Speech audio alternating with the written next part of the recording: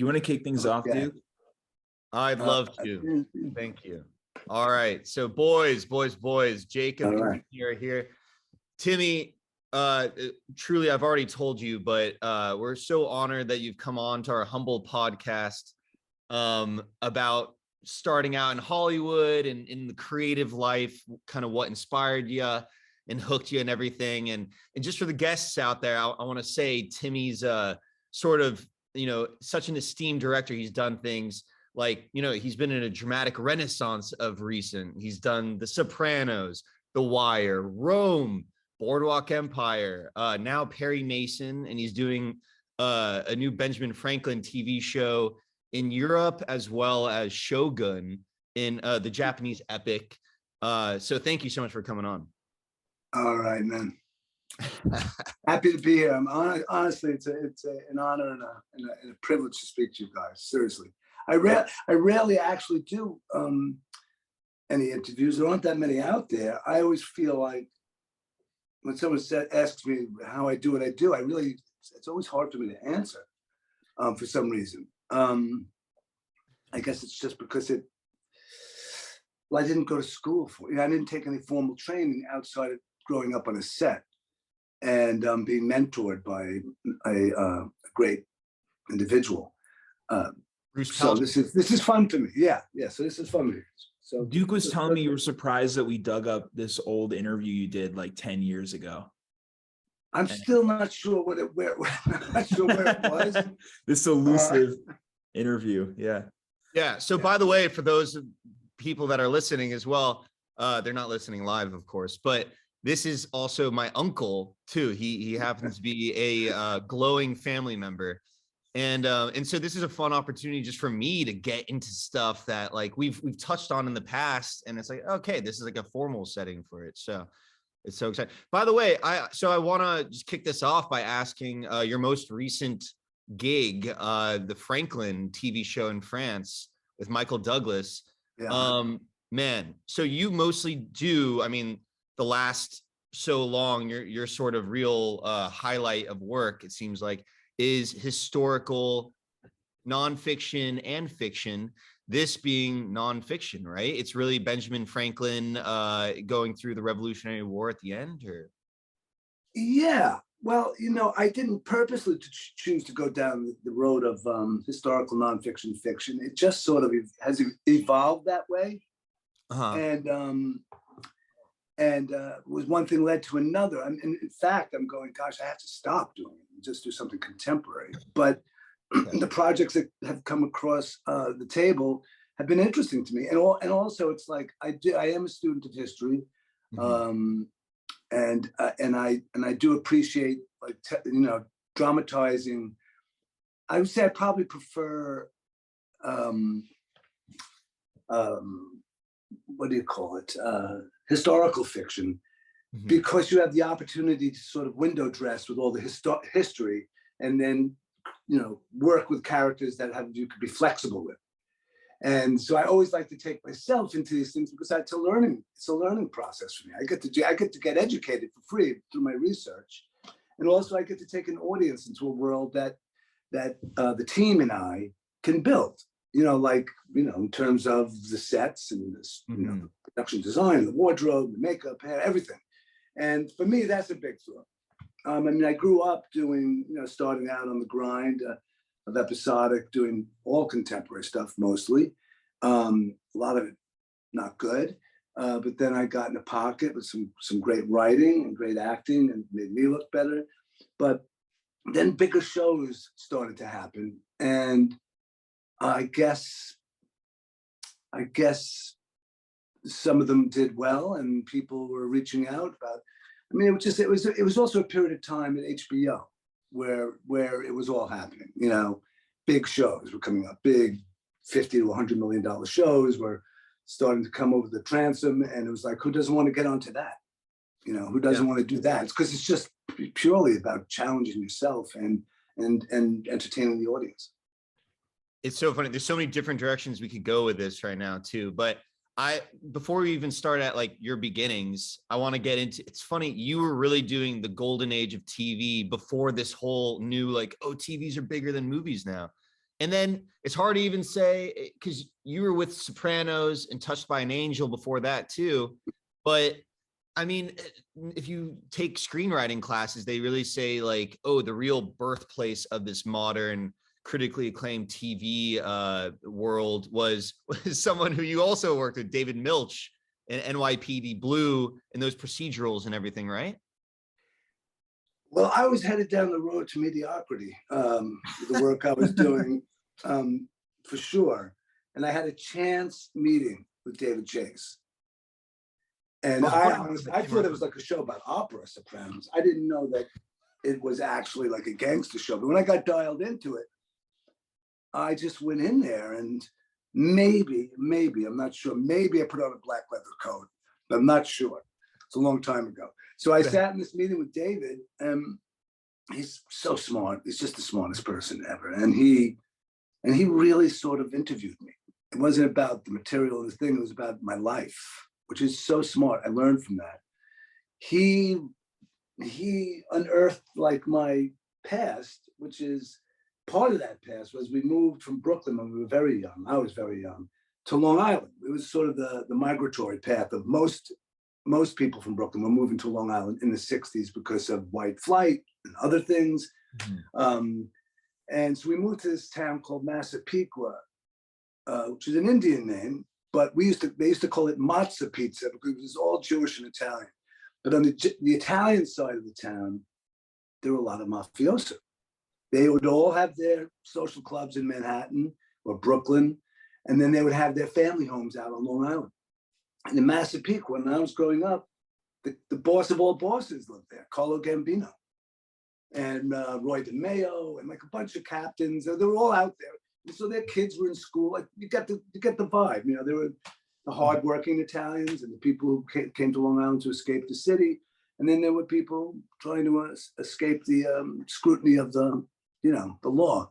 And so you sort of had a feel for those people. And I think he sort of tapped into that. And I guess if I were him, I would also say, I got this show about a very specific subculture, and wouldn't it be great if I found someone who understood it a little bit? I mean, you'd have to ask him, but I think that's where we connected. And he threw me an episode on the first season. And I caught a great script out of the gate on the first season, caught a great script. And the rest was sort of, because I did 30 Touched by an Angels. No knock on Touched by an Angel, but it's probably my film school, Yep. Yeah. Because I'm literally trying to figure out too. So you're doing Touched by an Angel, and it's such a like miraculous point too, to get called up to do, what has now become like one of the most cool, critically acclaimed shows of all time. I mean, and there's so many directors that could be from that area in Long Island too. I mean, that's like natural. I feel like there's a lot of creative people, storytellers from out there, at least from New York City and stuff, that have mafia touches. Do you look back now? What was the thing that fell into play? Was it may I ask, career-wise, was it a new agent that you had? Was it a friend of a friend that introduced you to David Chase? Well, how did that come together? I was bouncing along doing sort of grinding out episodic, and Touched by an Angel was a big success at that point too. The only way I got on Touched by an Angel was that a director died, and he was a director we all knew. His name was Lee Phillips. He was an old pro, and I was still. It was like maybe my third episode of TV, and Bruce Paltrow, bless his heart, we can get into him later, but he called up the head of CBS. He was the ballsiest guy in the world. Called up like the head of CBS production, said, I heard you had a director who died on Touched by an Angel, basically. I got a guy for you. And the guy goes, who are you? And why are you calling me? He said, no, I got a director that's going to be great. And I'm telling you, you got to hire this kid, Tim Van Patten. He said, why? He's directed 3 episodes of television. He goes, I tell you what. And he totally hustled me into this thing. He said, I'll guarantee it. If he fails, I'll come in there and direct. Because he directed and wrote and produced. Yep. And so they said yes. It was a nothing show. It was a 6-episode commitment on CBS. and out. So they're just picking up directors, you know, older directors, people just to get who would do the show.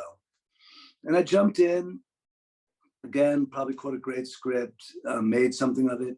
And then they got picked up for another 5, then another season, then another season. Ran like 12 seasons. Wow. And I don't know why anyone would hire me to do something like The Sopranos after the resume I had. I mean, I had some grittier shows like Homicide, you know, that which was sort of interesting, with David Simon's first foray into writing, I believe. Was that during Touched by an Angel as well that you got time? I always went back to the well, Touched by an Angel. I was like, I'd go to do 3-4 episodes there a year, and then I would bounce out to shows that were nearby. Or, you know, I started to get more selective as time went on, but when you're starting out, you just got to take what you can get. You know? Was this ever intimidating to you, just starting out and jumping into these things? Because it really sounds like you were just continually ratcheting up, and you know, you didn't have all this experience and you were thrown into this project. Was that ever an intimidating thing to you, or were you just excited to be on? I'll tell you, Jacob, I still get agita, you know, flutters in the stomach, when I have to step on the floor on the show. But it's different type of agita now. It's much more finely tuned. It's much more concerned about little details.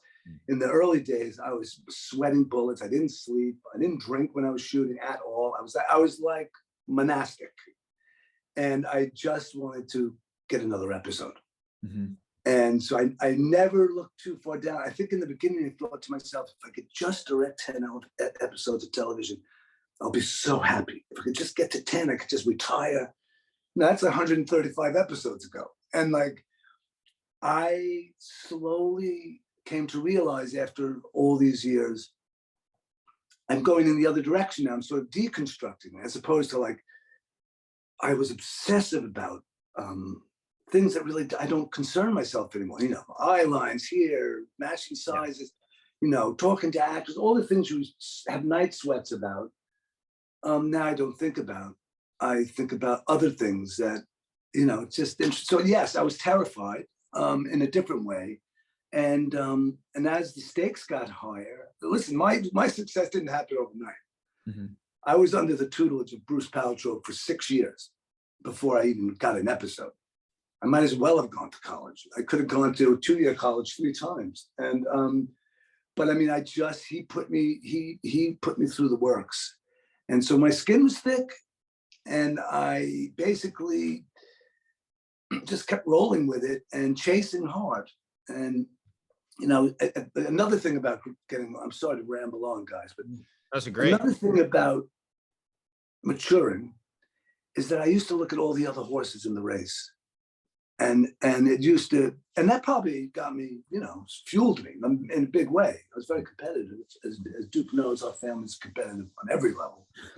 And so I was taking no prisoners. But as I sort of, you know, in the last 10 years or something, I'm just looking at what's in front of me. I don't look behind. I don't look at this. I'm looking what's in front of me on a daily basis. I don't plan too many shows too far out. So that's, I don't know if that even answered the question. That's a way healthier approach. You know, especially for a filmmaker, it's like, yeah, you can look at these other guys like doing their thing, but ultimately, like, everyone has their own voice, their own vision. And at the end of the day, 2 filmmakers, you take the same script, you put 2 different people on it, it's like completely different. Totally. I love hearing that. Totally. I mean, not, you know, look, you know, even we all grow up either consciously or subconsciously lifting ideas from things we, you know, source material, movies we love, TV shows we love, art we've seen, life experience.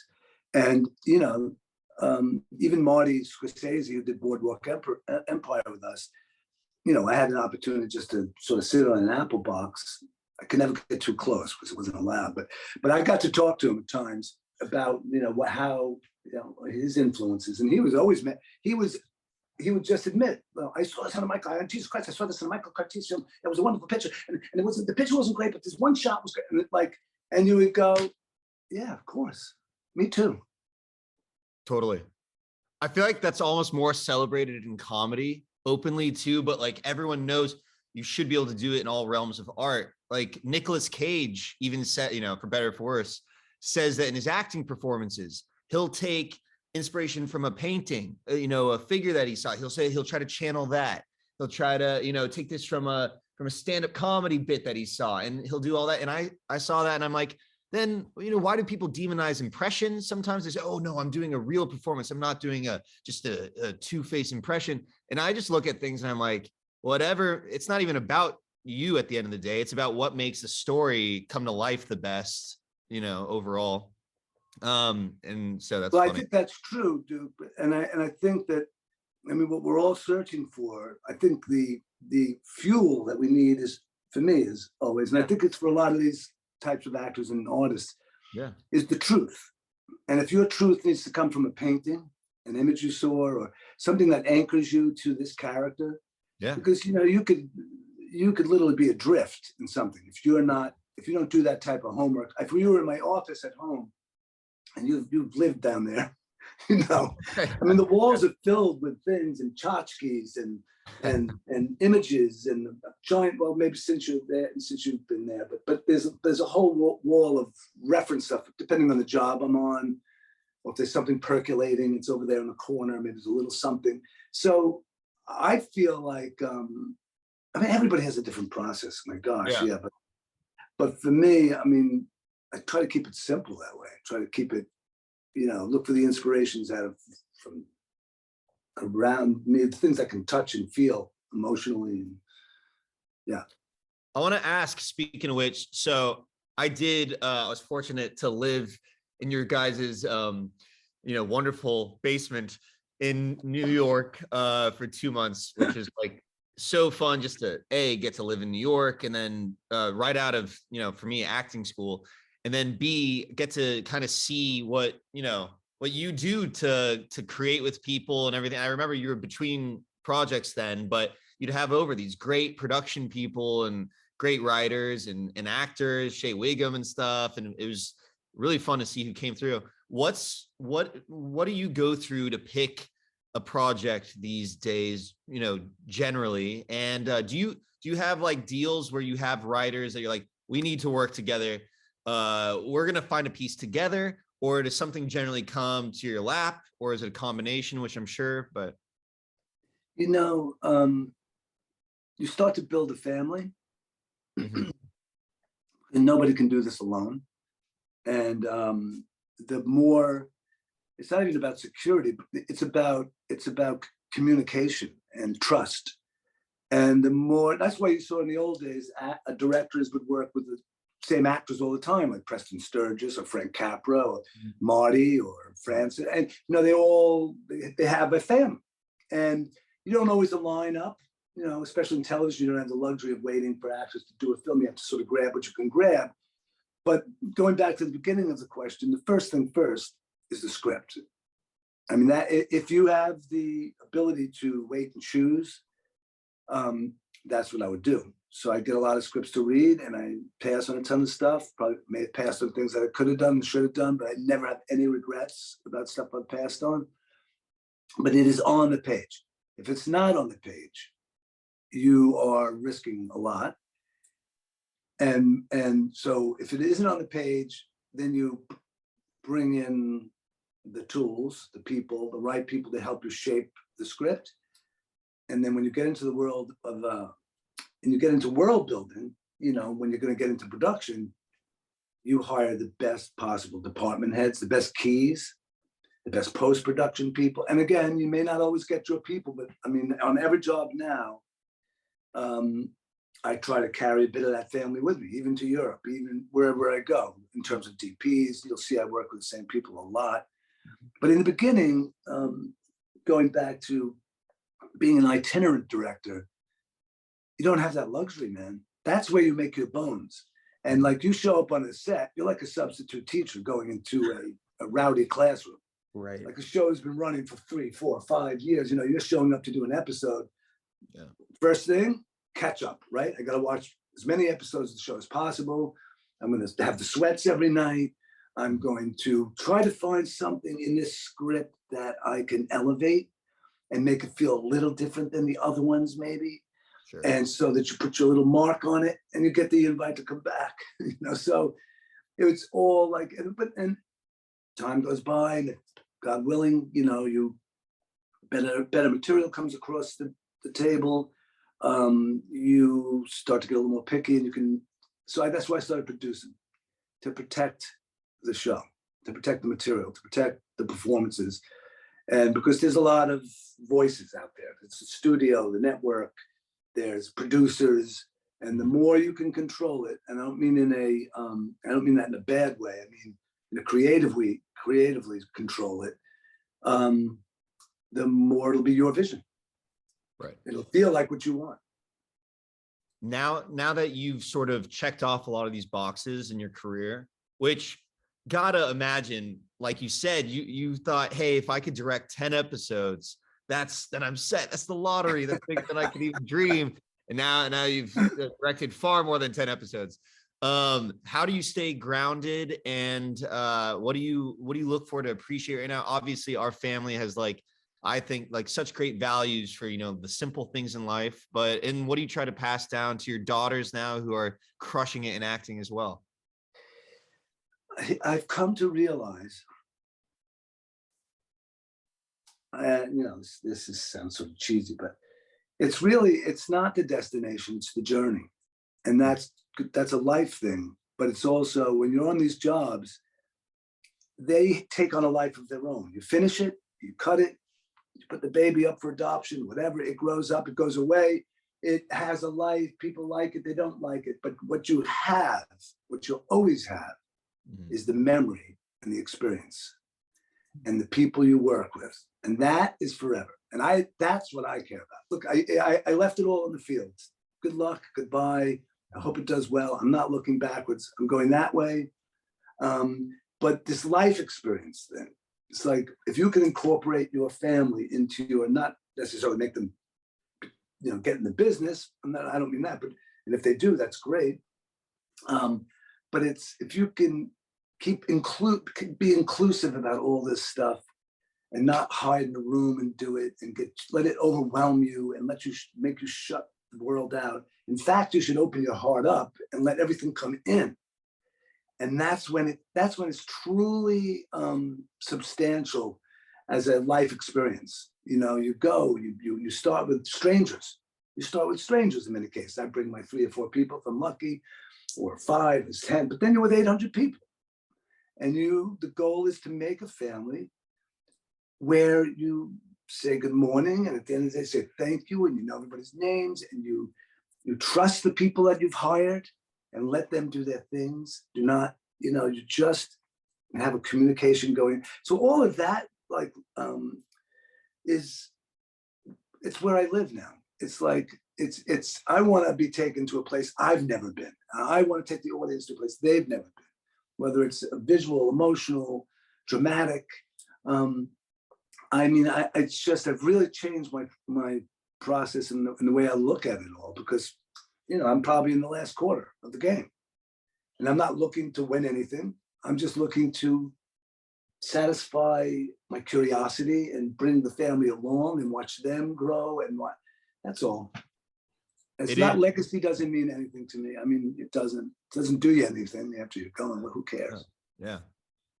I know. I look at you as someone that, the fact that you get to have your family on these very profound projects that shoot in crazy places, that's pretty hard to beat. Going to France for a year and stuff. Oh, yeah. I mean, the big girls, Grace and Anna, grew up as they were young on sets, in Rome, wherever we did, our work. And it's interesting because like if you're around something, there's an osmosis that happens, whether you like it or not, you are being exposed to something that's pretty freaking cool. The world of, entertainment and creativity it's an addictive thing. And you don't even know the kids are good, but when I remember clearly, like Grace and sitting on these sets, just sitting there, watching it all happen at 5 and 7 years old, or 10 and 12 years old. I didn't know they were thinking of becoming actors until they, I didn't, and I wasn't encouraging it, but I wasn't discouraging it either, so here we go. No, that's great. What type of stuff do you do outside of film to have fun? To inspire you to pass the time. We talk about balance all the time. Yeah. Balance. It's true. No, it's true. It's so true. And I'm curious too, when you're in the motion of like doing a TV show for a year where you're so on call all the time. I'm curious. So what I do when I am shooting is to always never bring work through the front door, number one. Mm-hmm. Never bring it into the house. It's like I learned that long ago. Don't bring whatever happened on the set that day. When you come through the door, you're just you, right? So if it takes me walking 3 miles around the block or up the hill or whatever, before I come in the door and take a deep breath and, hey, everybody, let me make some dinner or whatever. But, you have to keep feeding your soul when you're on long jobs. Like I just directed a 123-day shoot. That's like, I don't know, it's like 4 features back to back. Yeah. With a 2-week break in the middle. And I've never done that. I maybe shot 3 shows in a row, which is probably 55 days, but 123 days, I had to construct some thought process and able to get through it just to survive the physical nature of it. Never mind trying to remember, 800 pages of script, and in French, like 60% French. I don't speak French. I barely speak, English. Sure. So, like, for example, if you're in France and you're shooting this mammoth job and you're sort of executive producing as well, you have to find your moments of silence and quietude. And you've got to regenerate your spirit and your energy. And if that means going to Montmartre Cemetery and wandering around in the morning with a cup of coffee, or going with June, to a museum or on a hike, whatever, you have to break away. I think like you have to sort of break away from it for a minute. Mm-hmm. And if there's a body of water nearby, you go in it. That's a Van Patten credo. It's like, as your great grandfather said, and who was my father, the best things in life are free. Mm-hmm. And so we never missed the opportunity to jump in a body of water, whether it was in a stream behind a gas station on a freeway, or a deserted ocean somewhere, or a beach club, or whatever it was. We were in the water and we were in the sun and we were playing sports. But when I'm not working, I like to read for pleasure. I like to expose myself to ideas and nurture friendships and do a little socializing. I have my places that I like to go, sit down with a pint, whatever, and continue these conversations with creative people, not get too overwhelmed with it. Mm-hmm. Try to sort of look inward and rebuild the spirit and get ready for the next thing that comes down. Yeah. If we can touch a little more on the idea of going from like the 6 core people that you work with, you're used to DP, all the usuals, and then it eventually ballooning into this like 800 people set. If, specifically with the Pacific, actually, funny enough, my girlfriend's godfather is Gary Getzman. I interned. Oh my gosh. They're coming up with that. Yeah. So I'd love to hear what it was like working with him, but that's an experience that a lot of filmmakers don't have is like, what is that like? Just being on a set with 2,000 extras, things exploding all around you, like being at the helm of a project like that. Can you just touch a little more on that and how you kind of shifted your mindset to maybe like a smaller set and still being in that role? Well, I think you always have to look at the micro of something. Even if it's a big set with 2,000 extras, you have to iris down to the moments that are important. Right. You have to pay attention to the characters and where they are in the story. It's really still small. I'm still looking through here, but then, then there's the building of it. And I'm not alone, man. I got, the 2 DPs on that job were Steve Winden, who was an Aussie, and he's gone on to do all the Fast and Furious, and Remy Adisfaran, who was a more experienced guy who had done like Elizabeth, and like, he was just a One was English, one was Australian, and I did episodes with both of them, and they were pros. And the Aussies are rough and tumble. You point where you want the lens, and they're going to build it. They're going to whack together a scaffolding in around 5 minutes. All right, mate. Right. You know, so it's not like I'm. So the great part of it is, you show up. You know, you put on your big wellies and you wander into the 8 inches of mud, and you are thrilled to be there. You couldn't be more grateful after you've slogged through a career of stuff. Yeah. To be in this world with like Joe Mazzillo, Rami Malek, you know, John Bernthal, guys who were all right at their moment before they all exploded, you know. Yeah. And all those actors, and you have the history. You've read all the books. It's all in your head. You've highlighted every book there, and so you have all this infrastructure. And you're getting the great designer. Oh my gosh, he was wonderful. He designed Rome also. He was amazing. He's retired now, but this guy just built a playground, a playing field. Mm-hmm. That you couldn't, if you'd have to really be an idiot to miss it, because it was all there, right? Anywhere you pointed, it was all there. So that's all there. Then you had the best special effects guys. So you get in a group, you start. Here's the scene. This is where we want to go from A to B. Here's the obstacles. You start talking to these guys. It's like planning a war. It's like planning a battle. It's like D-Day. Right. I mean, not in importance, but like in terms of planning. Yes. But you know, if there's a great joy in it, because you're not alone. And that's the one lesson takeaway is, don't be afraid to say you don't know. I mean, if I don't know, I don't know. I say, tell me, you know, tell me. I don't know how everything works. Because I think very often, I grew up as an actor when I started acting when I was 17, and it's a whole other story, but directors in those days, you know, episodic in the 70s and into the 80s until Michael Mann series, Miami Vice.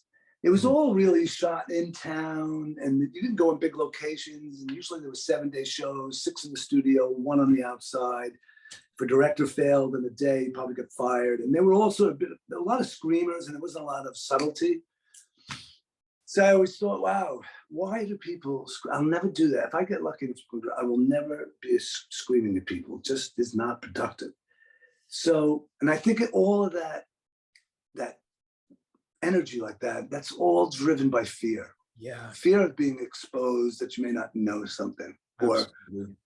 And I feel like the more open you are, I mean, you have to be the leader, but each department has a leader. And it's not that complicated. And if you know what you want, and the scripts are in order, it should flow. Like there are things that you can't control, like weather and so on, or something might happen on the floor, or something may pop up. But it's about preparation.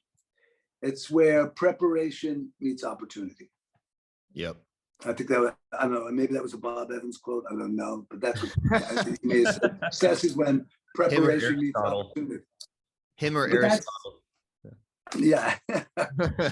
So I don't know, Jake, did that answer your question? Absolutely. And I've never heard that articulated so well, quite like that, where like the fear factor of that, you know, obviously like as filmmaker, part of your role is on set, you do set that vibe and you set that energy for everyone.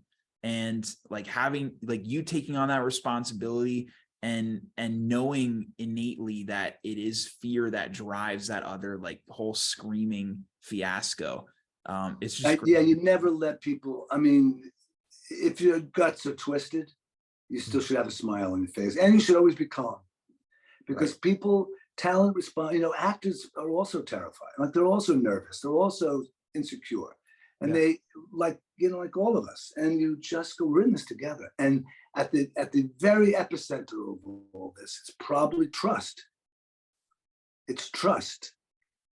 That makes the world go round in there, because if an actor and you have a real trust, and the crew and it generates a very positive and creative atmosphere, and that goes from craft service all the way to producer, executive producer. Everybody should feel, it should be inclusive, because you cannot underestimate the spirit of a crew.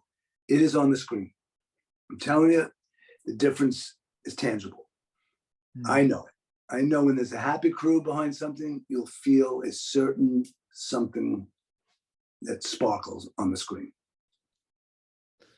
Real quick, guys, that's so lovely. We have 1:20 on this one. Are you guys okay to go 15 more minutes? Come on, guys, we'll go 15 hours if you want. Please. 24 more hours. That would be great. 24-hour interviews. Yes. It really good idea. It's all yours. All dayers. Exactly. All right. Well, in that we'll case, just click on the same link and we'll hop back on. You just have Oh, what to do we read do? This is very risky for me. I'll text. It is risky. I'll text me exactly what to do to make sure too. But no, email me at whatever I got to do. Like, then I'll hit it, right? Perfect. So I sign out now. Do I get out of this? Leave. The button. I'm leaving. All right, I'm leaving. I can't believe I got on this thing. The miracle has happened. We're back. Tim, if we can shift gears and talk about Hang the DJ, only because I'm a huge Black Mirror fan, and that is one of my all-time favorites. And like just making this connection to the fact that, you know, you are who you are and you were the one who directed that episode. Like I would just love to talk about it. Yeah, I talk about anything. I rewatched it actually yesterday, and Georgina Campbell, she was Tess in Barbarian too, an amazing actress. How did you find these actors for that particular episode? Like Joe Cole was also amazing. You know, it was, I remember it was a long process, because when you do a Black Mirror, like, I mean, for some reason I had been, in my personal life, there was a couple of rough years, and you know, between losing my brother Duke's grandfather, my brother Johnny, my nephew Kay. We had a lot of stuff going on, so I took a bench for a long time, and that's post Boardwalk, and that's just personal stuff. But I wasn't feeling it, you know. I just couldn't do anything because it didn't seem like anything mattered, right? Yeah. But then I had to go back to work, and so I didn't even know the show. I think Grace and Anna turned me on to it, and they're like, "You should do one of these things." I said, "Oh my gosh, I think I met this guy from Netflix who might be involved." So I just had the agents call them up and randomly say, "I'm open to doing one." I didn't know if they'd be interested, but they were. So it was that simple. And then so I got on this thing, and you're sort of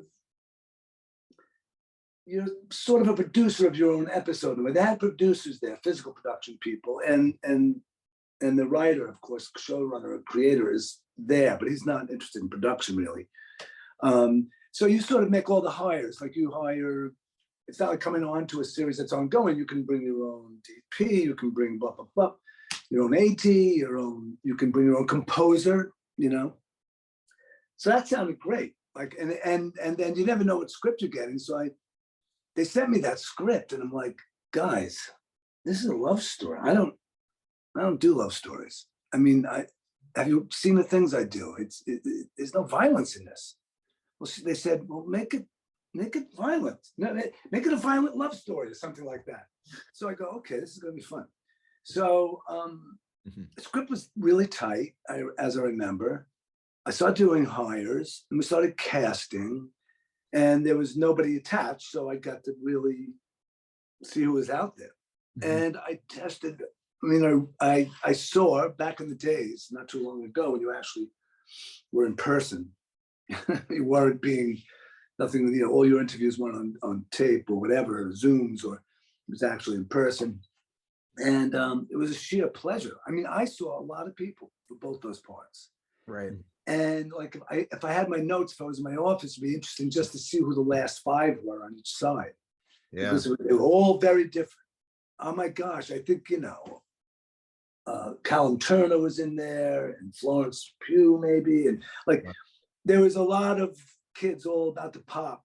I ended up on Joe because he had good chops, but he also had a nice comedy touch. Yeah. He got it. You know, he had a funny bone. Nice. And same with Georgina.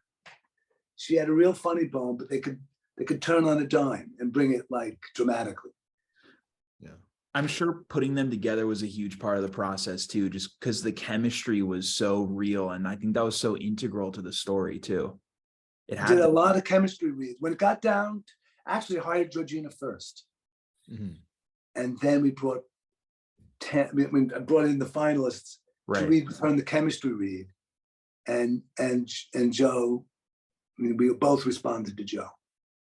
Amazing. There's one particular shot that is one of my all-time favorite shots, and I always try to incorporate in whatever short I'm doing. It's the top down of the bed, which I've always wanted to ask a total pro how that's accomplished in like a proper way. I've done things like actually standing on the bed, building this like kind of flimsy structure. How do you do it? Well, you could do this so many. Listen, look, there's so many ways to skin a cat. I mean, if you have the money and the equipment, you can get a little arm, a little arm. You know, you can get out there with a ubangi. You can get out. You know, you could just get the lens. Well, the idea is not to, it needs to be secured properly, otherwise crush an actor. But there are a number of ways. You know, a small arm will get you out there. Again, the ubangi. You could use a bit of scaffolding over the bed if you were really hard pressed, or you could go handheld, you know, and then stabilize it in post. You know, I don't remember. I mean, we did a lot of over the bed because there was a lot of bed work in that, as I remember. Right. Yeah. The one thing was about that, it was like my cut is much darker. Really? It really, yeah. I mean, I think they're great at what they do. And once I got into post, it was like an ordinary. It was when it came to delivering a cut and going through post, I had no special privileges. I just kept, you know, you tend to fight as long as you can, stay in the room as long as you can, tweak as long as you can, and then finally someone says it's time for you to leave, and you leave, but not without hiring Ziggo Ross. You know, and that was great. You know who they are, right? The band Ziggo Ross. No, sorry. Scandinavian band. Oh, okay. Yeah, it's the music. It's not Hang the DJ music, of course. That's the Smiths, right? But it was the rest of the show was scored by them, and they're just like this Swedish band. And they came in to see a couple of cuts. You know, they were interested in doing it. I mean, it's amazing who they get to compose those shows. Okay. Yeah. Anyway, it all came together. It got a lot less darker. It got a lot, you know, but that's okay. I mean, and it was like futuristic. It's something I don't ever really do. Yeah. But if you know, you can't hide. You know, it's like I'm not that good. You know, I'm. You know, you'll always feel my point of view in things. I'm not like Billy Wilder or something who can, you know, you can do everything. You know, he's an example of a director who does Stalag 17, Sunset Boulevard, The Apartment, Irma La Douce. You know, the guy covered all the bases. You know, Ace in the Hole. Like Billy Wilder did it all, right? And you never like you felt him because he had a very particular point of view also. But genre-wise, you know, for me, I always sort of bring the same toolkit and, you know, bullshit meter, whatever. I mean, but at the same time, yeah. And like, I appreciate, you know, being humble, but at the same time, it's like you definitely watching the episode, you definitely get the filmmaker's touch. Like I usually hate montage sequences, and there's that scene of Amy like in the foreground and then the different guys that are continuing to transition on the bed, and that really worked. And I've actually never seen a montage sequence where I've been like, oh man, like that's great or whatever. I thought that was incredibly effective, and that was all you. Well, yeah, I mean, you know, it was probably much longer and darker, and as I remember, I brought in a lot of nuances that were pretty darn strange. Yeah. But then they sort of cleaned it up a little bit. Yeah, you had sort of free reign. I mean, he's a great writer and an unusual person, and he, you know, a genius really. I never did another one. I was never asked to do another one, but that's okay. The Yeah, latter, you always want to bring, Jacob, you know, and you know this, you know, you have your toolkit and you have your tricks. Like, you know, that's nothing new. Montage is nothing new. But I think the thing that makes it different, like we used to do a lot of montages on, never did them on Sopranos, but we used to do on Boardwalk Empire a lot, you know, because there's a lot of story that needs to, plot that needs to get dealt with. And you don't have the time for scenes, so you do a montage. If you do it right, it can be great. It can help the audience kick off an episode, close an episode. It's not a device that I would lean into right away, but sometimes it's the only thing, you know. Sure. But the difference is if you are invested in the characters, then it makes it a whole other thing. It's like violence. Violent scenes are, you know, they're violence, but if they're only interesting if I care about if it's really plot driven, but really character driven, then I'm invested. I mean, you can do any violent scene spectacularly, but if there's another element to that makes it personal or something, you know, then it goes to another level. Like you said too, at the end of the day, the rules go out the window. When you look at montages, like in Goodfellas, the classic one where Robert De Niro's character ends up killing everyone that was involved in the heist with him. Yes. It starts with the image of them in the pink car. That's all a montage with voiceover over it, mind you. And it's one of the most beautiful, memorable moments, you know, in movie history. That moment with Layla playing in the background. Oh, and yeah. By the way, your montage in I just rewatched it recently, Boardwalk Empire. I think it's the finale of season 3. You have the killing spree as well. I mean, you know, which is not the most like uncommon to do a montage of everyone just killing everyone that had anything to do with any of the crimes. You know. Wait, was it when Harrow, the guy with half the face, goes into that place? Well, see, that's interesting because he was avenging somebody. Yep. Harrow was avenging somebody. And then I got to design the whole journey. Yes. Which makes, first of all, as a director, it really gives you some meat to grab onto when you're creating it, right? Otherwise, you're just making shots. Right. But if the shots are driven by something, no, you know. Totally. It was that Al Capone comes in and he has his beef, and I think they actually just get into a fist fight, him and Michael Williams' character and everything. But yeah, now I can't remember. Maybe I'm talking about that. Maybe I'm talking about a different one. Maybe we're talking about different montage. But anyway, to me, it's always the same. You gotta care about you gotta be in the story to. That's huge. In horror, if like these scary things or horrible things can happen to these characters, but if you don't care for them, if you don't have sympathy for them, they're not effective. Oh yeah, I mean, I couldn't agree more. You know, it's funny, I can't even look at scary, and the kids live for them. But when I was young, I loved them. You know, loved them. I can't even watch them anymore. It's weird. I'm not even violent scenes or sex scenes or, you know, well, violent scenes, I always end up laughing. I don't know why. It's nervousness. When we used to do violent scenes, Sopranos, and they were written to be somewhat comical, because even David Chase, you know, there was a comedy edge to the whole series.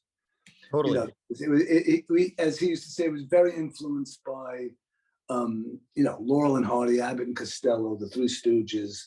Wow. You know, it's all that mentality of, you know, Uncle Junior falling down the steps, Janice pushing Ralphie down the steps.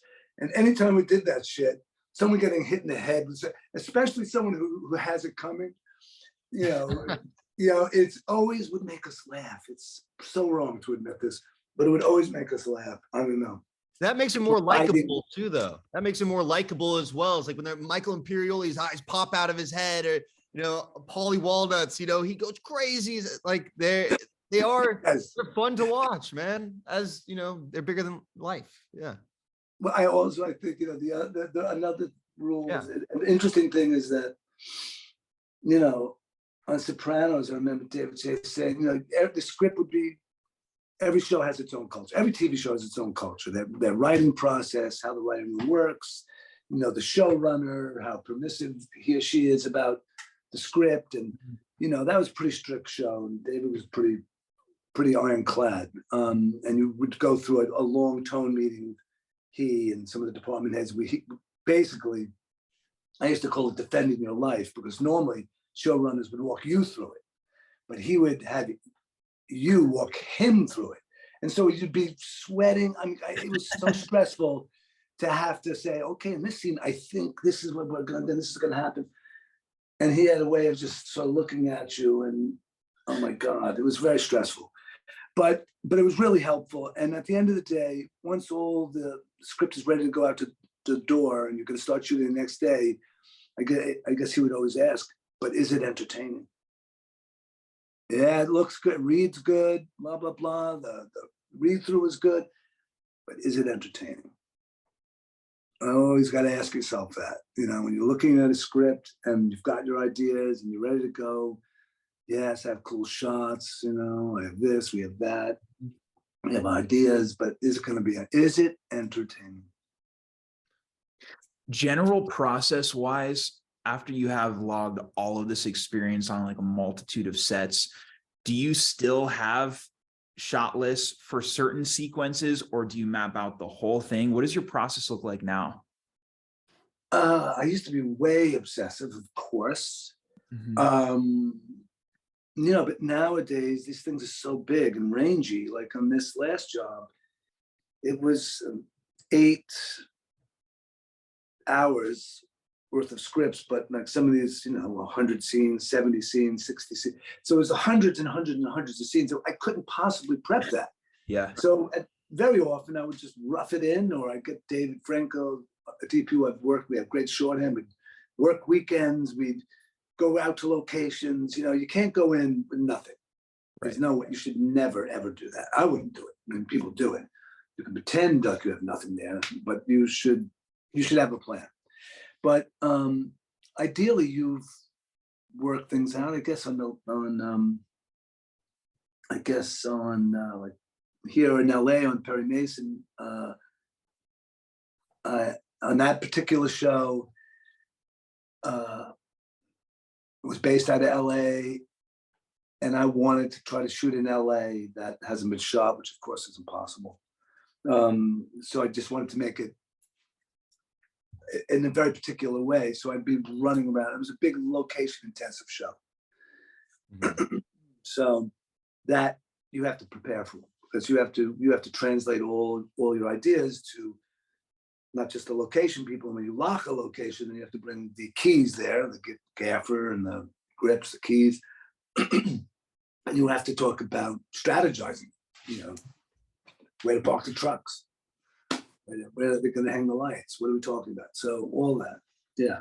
Some directors are more naturally inclined to like working and collaborating with actors, and others are more into equipment stuff and like shot specifics. What's more natural for you? And then how do you balance paying close attention to both of those things? Well, I have a very active mind, and it's hard for me to make it rest. So I love the busyness of trying to do both. I like to have my hand in everything, but not be dictating, but guiding things along. Even with actors, I have, when we start a rehearsal, people walk into a room. They may not have been in this room before, especially on something like what I just did. And you know, you just run the words. Don't move around. But I know where I want them to be coming to and where I want them to end up. But you know what? You got great actors. It could be a process. But go with an A plan, B plan, be flexible, but really know what you want to get out of the scene. Right? That's good. And who, if possible, where's the point of view? Naturally, when you like stage something and you say, okay, you start coming that door. Why don't you try this first time sitting down, and you by the window, and you know, let the people go to the corners after you've talked it through a little bit. You go, and naturally you're going to end up probably if you relax and you're just feeling it, you will end up probably where the master wants to be shot. Just by virtue of going, I can't see this, or I can't see that. I go over there. But if you have a very specific idea, like I'm going to see this through the guy who's coming into the room, then you might want to be handheld over his shoulder and come into the room. Right? I mean, there's an infinite number of ways to do anything. That's the beauty of it. And that's the one thing you do have control over. But sometimes you get into a situation and an actor, a great actor goes, you know, who's done the homework on for these characters, especially historical ones or ones they can research, or even if it's a fictional character, you know, this is where I'm coming from, and I feel this, that, the other thing. I don't think I'd be sitting there. And then you go, let me think about this for a second. Okay, let's try standing up. Let's try that. But don't forget, in television, like I've never made a film, there is a clock out there. There is a ticking clock. And there's amount of hours that you've designated for everything.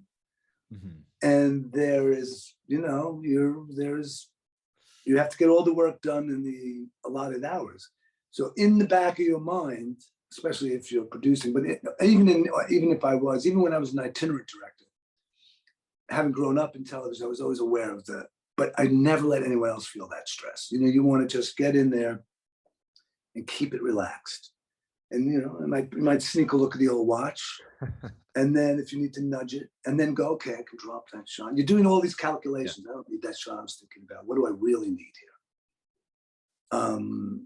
But it doesn't always go down like that. But that's sort of an example of what could happen, right? Anything could happen. And then you could have a talent that's just, you know, immovable and wrong. And that's a whole other, you know, and very often I'm wrong. Going back to the fear thing, it's like, don't be afraid to say, you know what, shit, I don't know. I don't know why he would do that. It doesn't make any, okay, why don't we explore that? But when, you know, again, if it's not my show and it's David Simon, David Milch, David Chase's show, each of them different, all of them brilliant, or Terry Winter and Howard Carter, you know, Michael Patrick King. I've gotten to work with such great writers.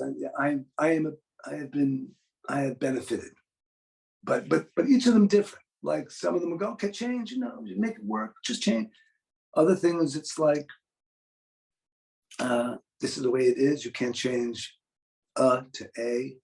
You can't change.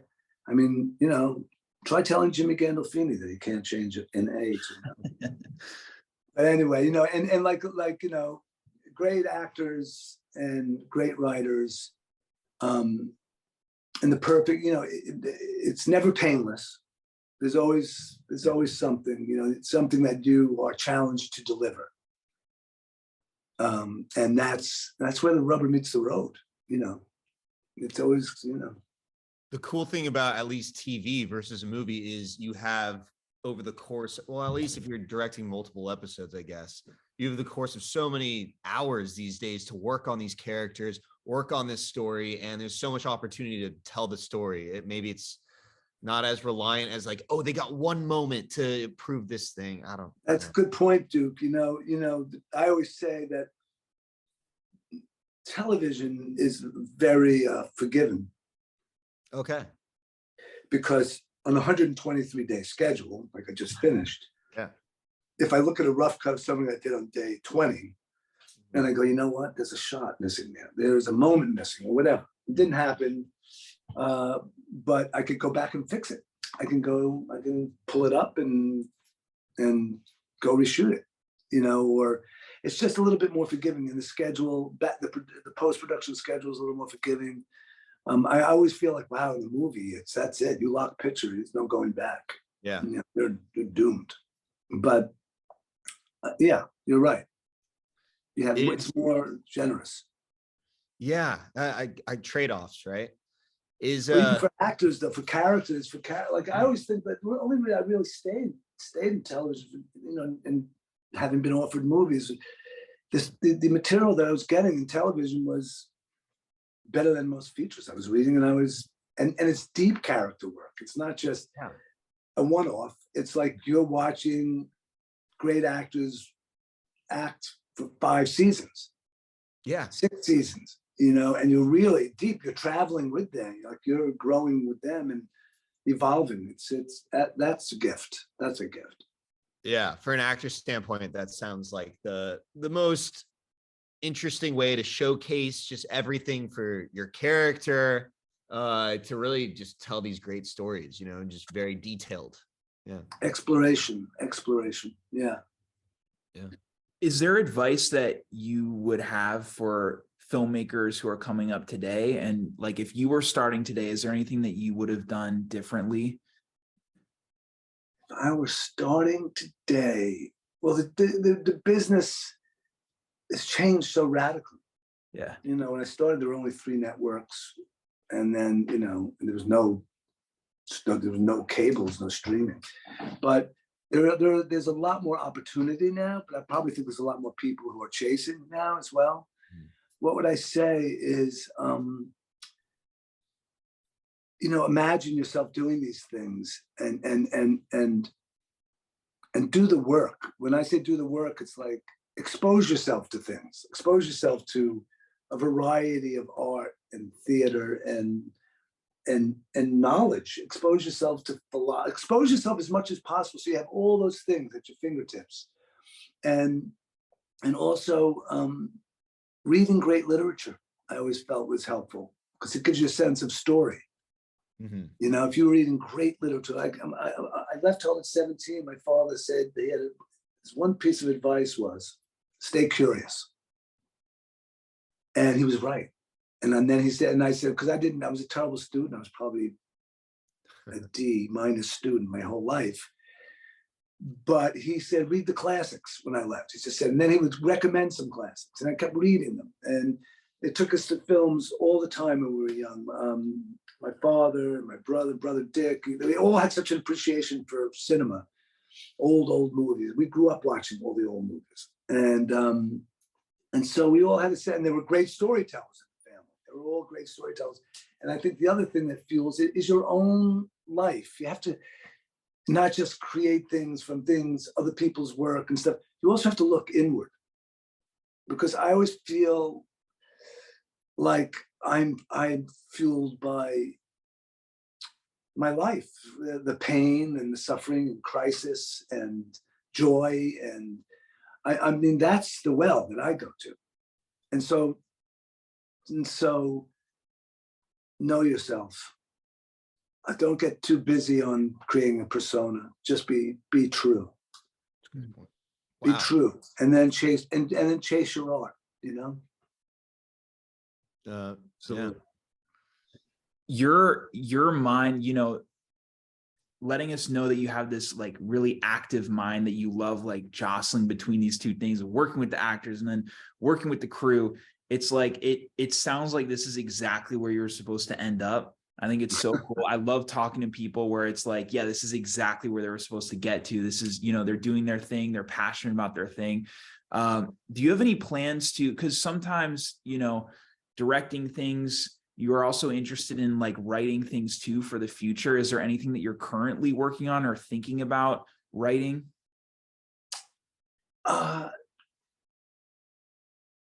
Gosh, you know, there's always in my vast library, there's one shelf that has prospective, you know, dream books, you know, the dream books. Most of them are very obscure. And most of them I would trot out very rarely to someone I completely trust. And I've gone down the road of, you know, of selling stuff and getting stuff developed. It's a brutal path. I mean, it takes so much time. But I like the idea of working from scratch. You know, I've been under the hood on too many jobs, you know, and I'm gratefully so. My experience at HBO was so rewarding, because in that period of time that I was really there, I was called upon to do a lot of things.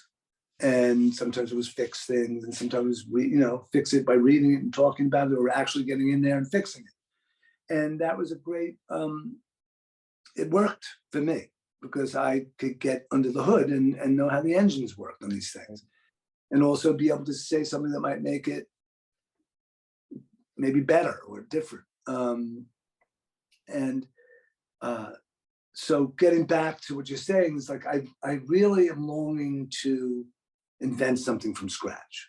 get the fire started. Just that's where I'm heading to. I mean, I'm mostly doing it on all these projects, but I really want to do it from scratch. I mean, I'm set to do a feature next, my first feature based on a small novel by a first-time novelist, which is just a sort of a three-hander contemporary thing in Montana, and it's all themes we're familiar with, love, loss, redemption, and hired these writers to do it who've done a brilliant job, and now looks like it's going to happen. I mean, maybe not, but that will be interesting because it was, it's just found the book. I didn't find management, found it, found the writers.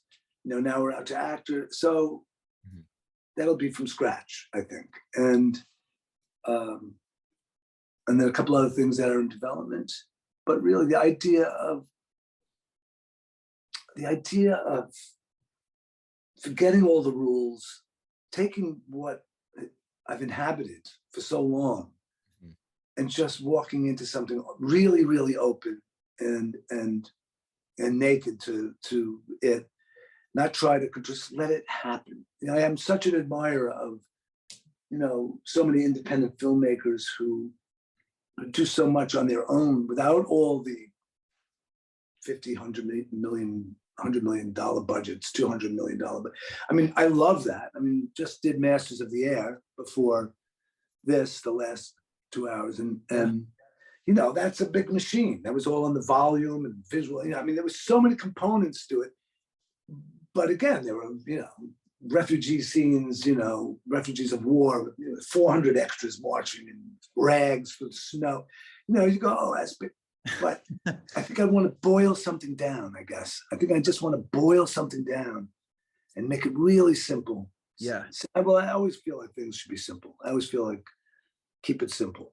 Or as Bruce Paltrow said, keep it simple, stupid. And that would be yeah, right. That would be this next feature. You think you would really kind of pare it down or try to? Yeah, it, by virtue of what it is on the page and what it wants thematically, it's pretty raw. Yeah. That's really exciting. I mean, especially you have all this experience on your belt, and then going into this first feature, it's like, what an incredible thing. Yeah, I mean, I guess it's if you dream of sailing the seven seas and you have to get on the boat for the first time and figure out how it works, and then you can circumnavigate the world at some point in the future. And I think now is the time for me to sort of go, I know everything I need to know. I know where the stars are. I know where the wind's coming from.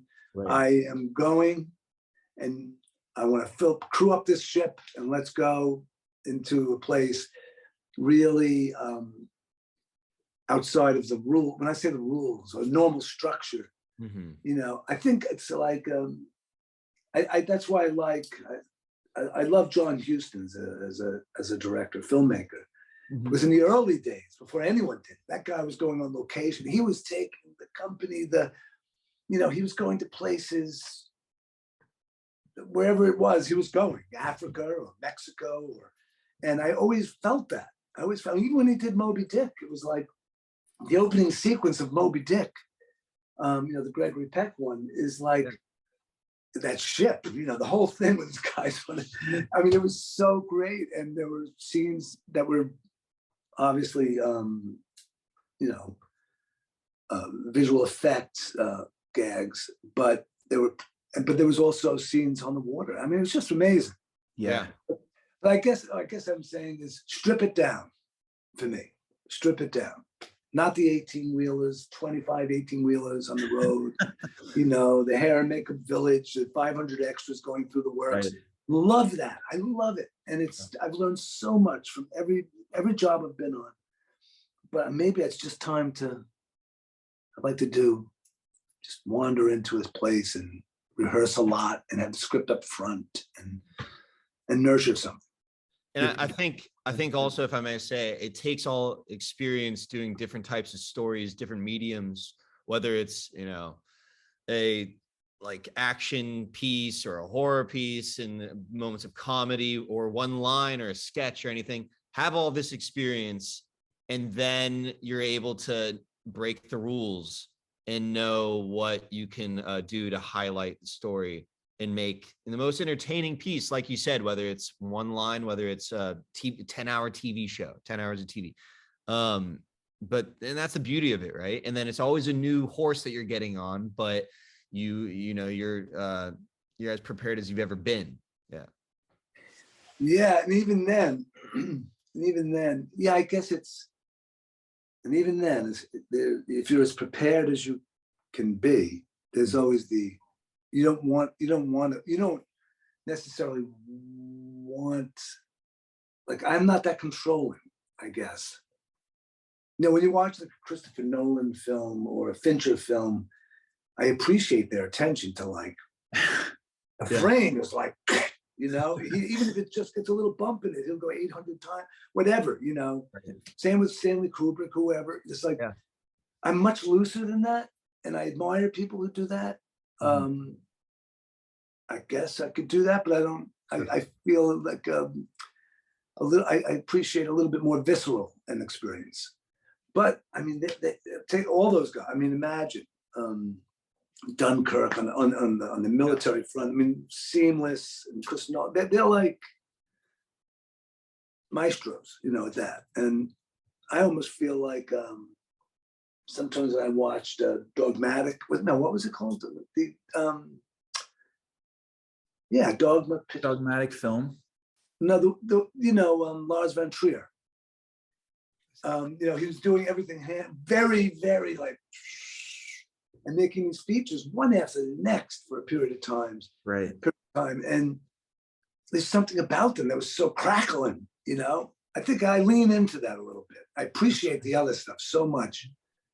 And I just lean into this sort of humanity of the other, Definitely. You got to follow your passions, right? And it's great to like do one thing, but then you say, okay. And it's the same with acting. I'm sure it's the same with all life, really, is you always want to, follow new things and stuff and challenge yourself. Yes. Yeah. I just think it's really interesting. You're thinking about a feature in terms of like paring down, because a lot of people, they're like ramping up for a feature and it's going to be all this stamina, but you just came off of this, 130-day set. So it's like old hat to you. You're like, yeah, what is it? Like 30, 40 days? Do a play at this point. Yeah. Yeah. I mean, I certainly know, you certainly learn how to protect yourself, both, in terms of the material, but also in terms of the world outside the set, which is a studio and all sorts of executives and all sorts of things. You learn to navigate those waters, and that's the most helpful thing. But of course, really, at the end of the day, it's the script and putting the right actors on board. But the script is tantamount, to everything, because then it's hard to screw up a great script, and you know what I mean. I mean, you can do that, but it's harder, and also it's if you have that infrastructure, just in terms of very solid material, you can build off it. It's funny. Some of our favorite movies now, if I could speak for you, Goodfellas and Casino, classic Scorsese, those not only came from a great script, because we give Scorsese rightfully so much credit, they came from great books. Those books had all those devices in it already. Wise Guy and the Casino, but had those voiceovers in it from Henry Hill and his wife, and they were so entertaining and rich. And the Joe Pesci character in the books and everything was the aunt or whatever. and Wolf of Wall Street was so brilliant in my opinion, and Terrence Winter, right?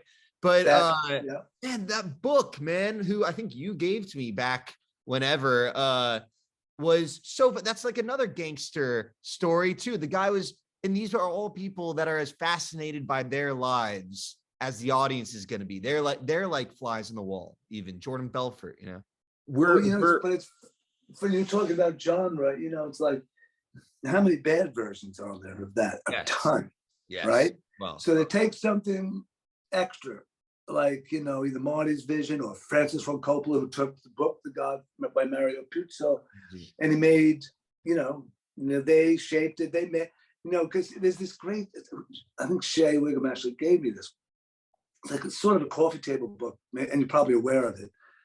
It's basically like the script of The Godfather and all of Francis's notes in the margins. Oh my God, wait. Oh, that's it. God.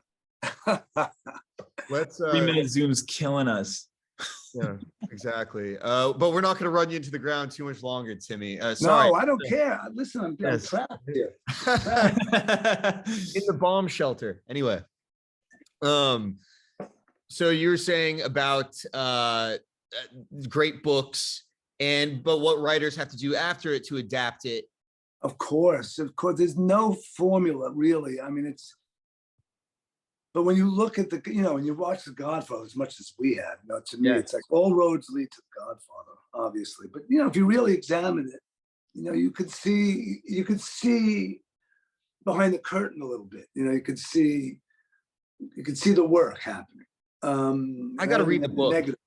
I got to read the books by Mario Puzo as well. Yeah, of course. Yeah. But going back to Jacob, to something you asked before and about how would you advise people, I was really fortunate.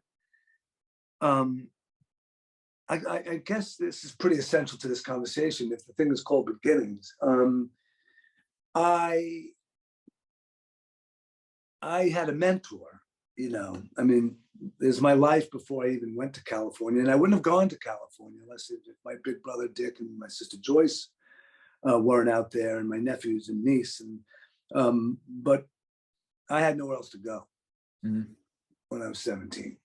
So my friends were going off to college. There was no talk of college for me, and I wasn't even interested in college. But every single one of my friends went off to college.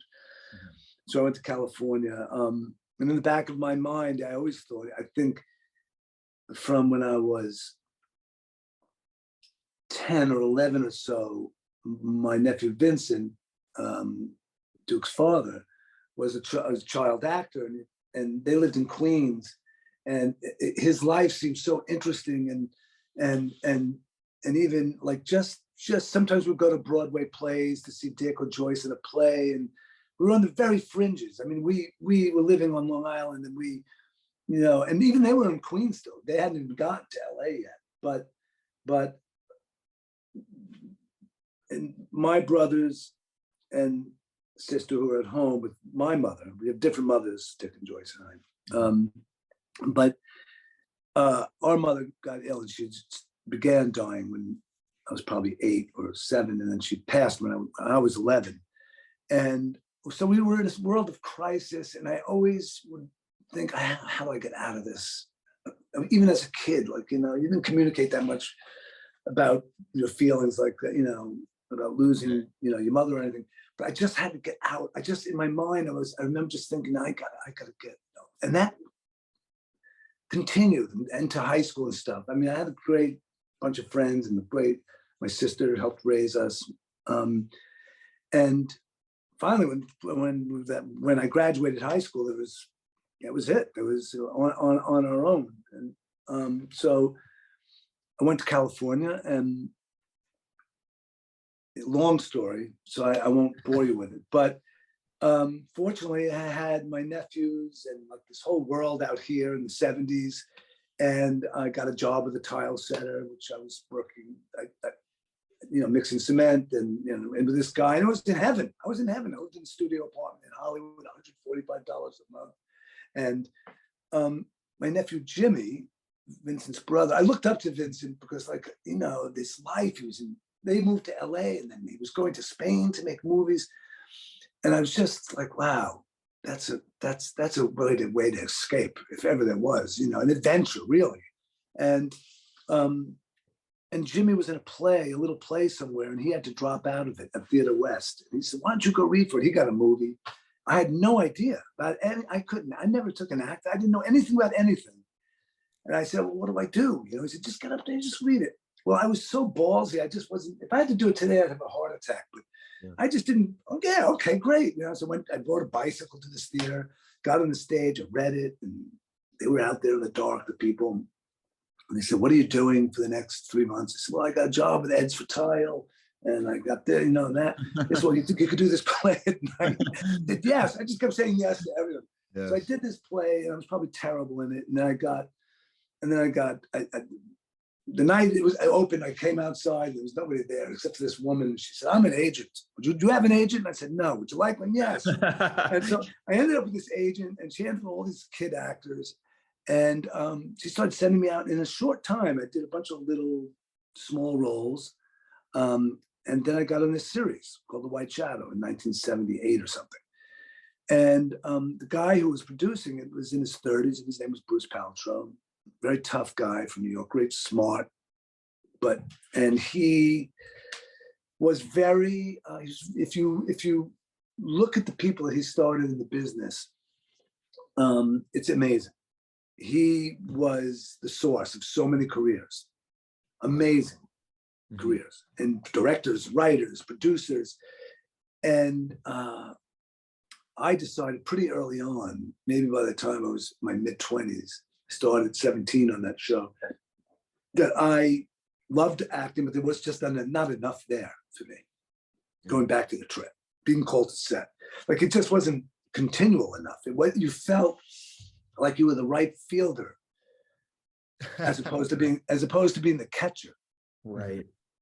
You know, I wanted to be on the field all the time. I wanted to see the field, you know, and be making the call. I love the idea of the crew being together. It was just like, I love the whole spirit of that.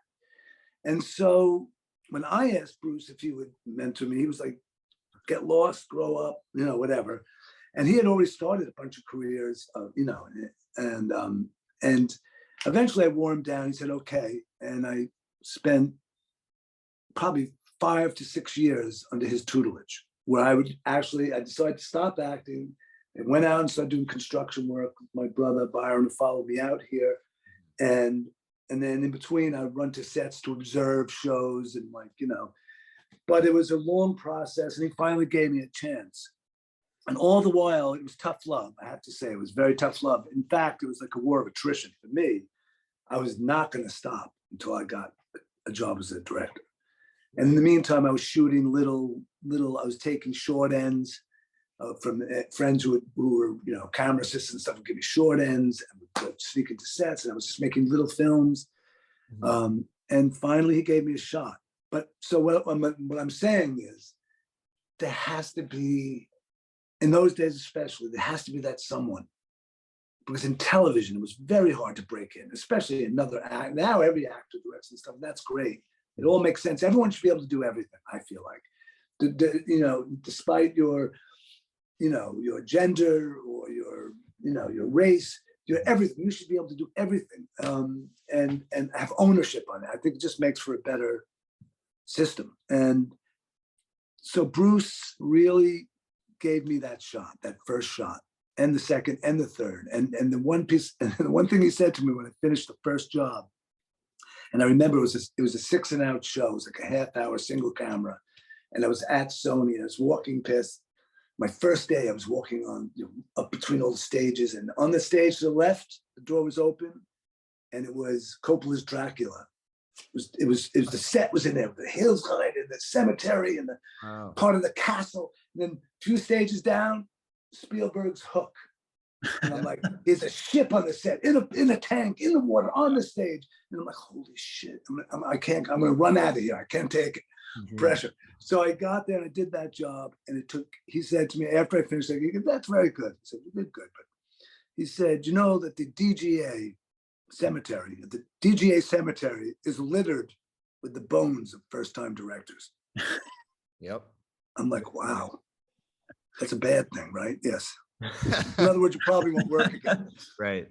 So 2 years passed, and I kept observing, kept doing the things, kept shooting what I could shoot. And then he got another show on the air, thank God. And it was a 6 and out show also, but it was an hour show. And I went and did it. And then a year after that, took another year, Tom Fontana, who was a disciple of Bruce's as well, was doing Homicide.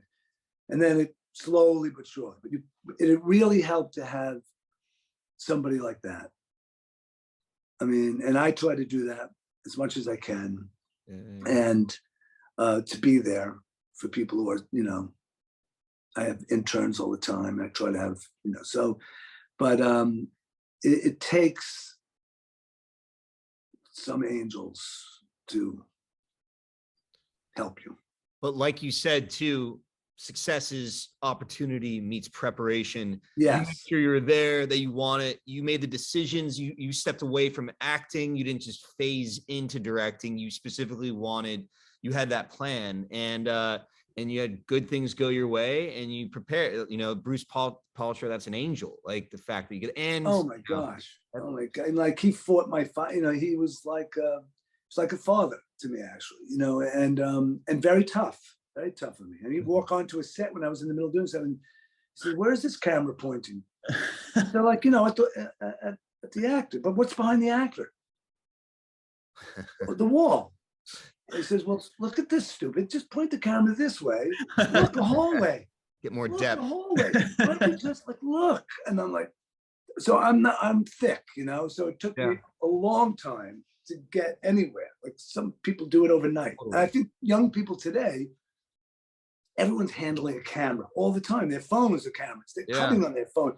It's like, we had to go learn how to cut film initially when I was being mentored. I had to go to the editing room, and there were 50 editing bays with film, racks hanging and watching it happen, and hot splicing and all that stuff.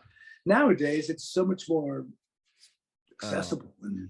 What I love about your story is like the practical experience side of things, because there are so many filmmakers or like prospective filmmakers. They're in film school, they make like one short, and then they're like, all right, where's my career? And like at the end of the day, like you make one short, what is that, like 8-10 hours of experience? It's like you have no idea what you're doing. And so just being able to like, have all that experience in your belt, trial and error, figure out what works, what doesn't. That's what makes a great filmmaker. I think Malcolm Gladwell said something about, once you do anything for 15,000 hours, 10,000. I could be wrong. It's 10,000. Like 10,000. Yeah. 10,000. Okay. Yep. 10,000. Not 9,000. On the 50. 24 hours. Yeah, but I've got 4 more hours. But I mean, I feel it's sort of true, because it becomes your second nature, and like your mind starts to work in different ways, and you have a certain confidence. I don't know how to tell people what I do. That's why I don't do interviews, because it's so boring to explain. It's so personal, and but now I feel like I can walk into a room if I haven't had the opportunity to see it, and I can sort it out without any panic, and just okay, you see things more clearly. And it's the little, going back, I think I said it earlier, it's the little nuances and the details of character, of story, of everything else that you really focus on. And that's sort of a joy. And that's part of this moment, I guess, that I should enjoy it. And I do, and I love it. And I don't linger in it too long, because I don't think that's a good thing. It's like Satchel Paige said, don't look back, and you just keep going forward and take it all fresh, like it's fresh. Mm-hmm. Yeah, it's the classic self-help stuff is true, right? Count your blessings, like appreciate, laugh along the way, set your goals. Yeah, you got it, Duke. You got it. No, you do. You got it in spades. And be patient, Patient. And be patient with yourself. Be patient, and be patient with yourself. Because if you're true to it, it'll come, it'll come. That's true that. We have faith. So, hey, my man. Oh, what were you gonna say, Jake? I'm getting. I know we're about to close it out, but I want to say first, that is an amazing place to be. It's obvious, you're an old pro. You've been doing this for so long. Being able to be in this confident, calm space. Obviously, like you said, like every set you come on, you still can have those flutters, but at the end of the day, you know how to mitigate that. You know how to smooth things out. You've done so much that it's amazing for me, just starting out, looking at that mountain from the bottom, and then being able to talk to you and hear where you're at mental wise, it's like, it's an amazing thing to shoot for. Oh, that's nice. Well, you just keep going, man. What are you gonna do? You love it. You gotta keep going. Anything else. Yeah. But yeah, you're an absolute trailblazer. I can't thank you enough for talking to us, you know. Gosh, it's a pleasure. Thank you guys. Duke, thanks for inviting me, Jacob. I really appreciate it. No, to many more conversations in the future. I'll be here in this room for the next 6 years, or until COVID ends. Have a great day, guys. And if there's anything you missed, don't hesitate to reach out or whatever. Thanks so much, Tim. And good luck on this feature too. Oh, thanks. Yeah, I'll keep you posted on that. Amazing. You know, because things could always go off the rails, but at the moment, I feel like that's the next thing. Good luck on everything. Good luck on life to all of us. Yeah, good luck, guys. Talk to you later. Duke, I'll see you Thursday. Yeah, looking forward to it. In the bombshell. Jacob, nice to meet you, man. Great meeting you, Tim. Thanks so much. We'll talk soon. Bye.